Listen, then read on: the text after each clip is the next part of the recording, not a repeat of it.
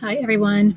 We're going to revisit what I said was one of my favorite books, The Invisible Boy by Trudy Ludwig. So, you've done some work with it this week. We're going to continue. And today we're going to focus on vocabulary. And if you remember, a couple of weeks ago, we talked about what vocabulary is, why it's so important, how it helps you as a reader or a writer. So, you're going to take a look today at some interesting vocabulary words that we find in this story. And you're going to write down the definition of those. And I want you to be thinking about these words or these phrases because quite often words can have multiple meanings, right? They can mean a couple different things. I'm going to point a couple of those out in the story.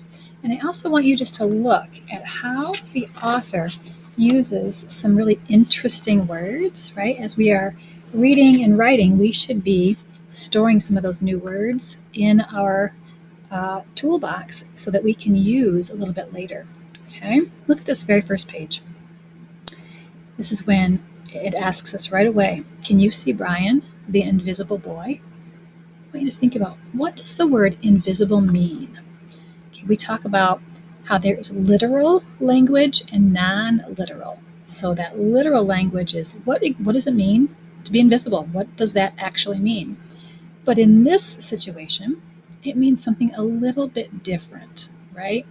I want you to be thinking about how the author uses the word invisible in this story. What you know it to mean in your head isn't actually what it really means in the story, right? She also talks about noticing.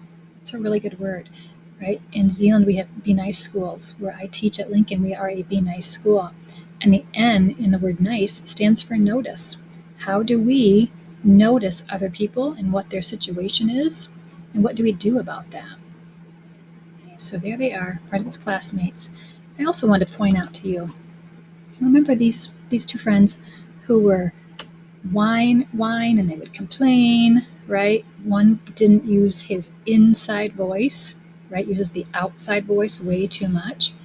Look at how the author in parentheses, or not parentheses, in quotation marks, says Nathan has problems with what Mrs. Carlotti calls volume control, right? When we see those quotation marks, right, we can hear them saying volume control. What does that mean? That's a kind of a nicer way of saying he's really loud, right? He can't control his voice and how loud he gets. So authors will use visuals like that, those quotation marks, to get us thinking a little bit differently of how it really sounds when we say it. Okay? I also notice in this illustration, we know how Brian's feeling. Right? He's on a piece of paper that's ripped out or cut out. He's also taped in there. That doesn't feel very permanent, does it? Let's think about some other words in this story. Right, here they are on the playground. Right? Only Brian is left, still waiting and hoping.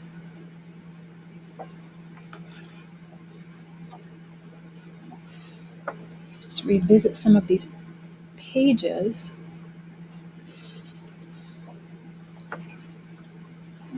Here he is, a smile on his face.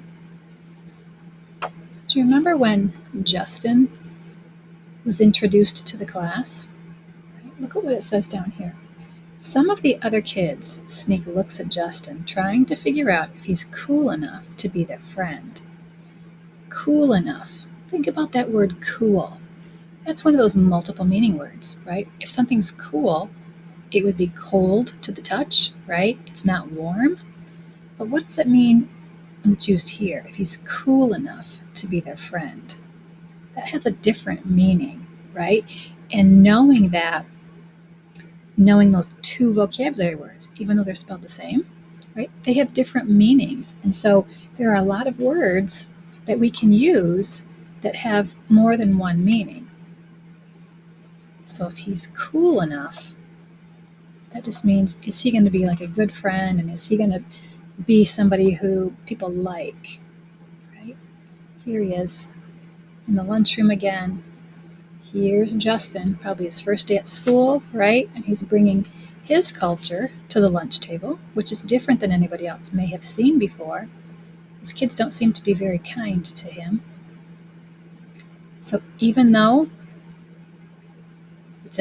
there are some new words here, right? These words are cultural words. So they're things that we should know when we read them. We can remember, oh yeah, I've seen that before. That's Korean barbecued beef.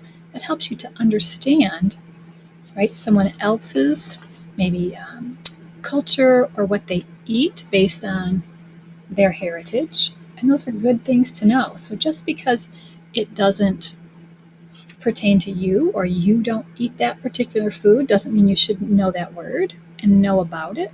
You might want to put that in your writing someday, or maybe you'll reread it in another book.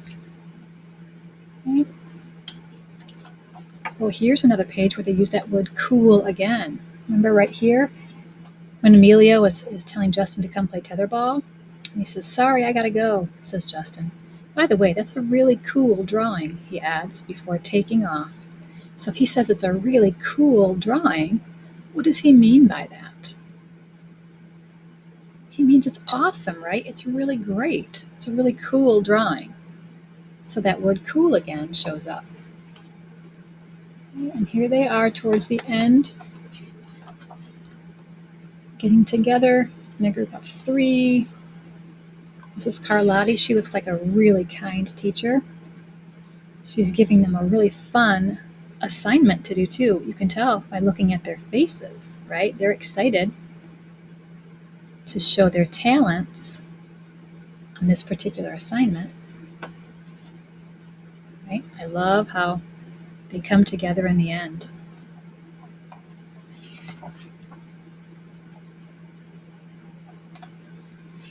So lots of good vocabulary words. There's that invisible word again. And I want you today, as you think about the words that I'm going to share with you, I don't want you to rush through it. I want you to take your time.